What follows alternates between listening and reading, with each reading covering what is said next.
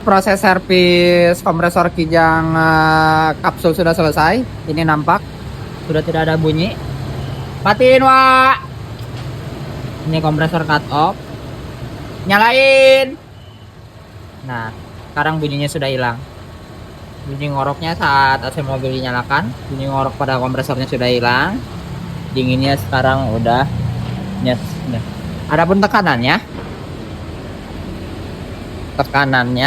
tekanan low atau tekanan kompresornya normal di 30, di mana normalnya itu di 20 sampai 35. Adapun tekanan high pressnya, nah tekanan high pressnya ini agak over, ini lebih. Ini di 225. Adapun dingin dalam kabinnya, ini dingin dalam kabinnya mencapai di 8,8 derajat. Nah, ini sebetulnya kurang maksimal. Kalau udah ganti kondensor pasti akan maksimal. Oke, terima kasih untuk konten kali ini. Sampai bertemu di konten-konten berikutnya. Jangan lupa like, comment, dan follow. Terima kasih.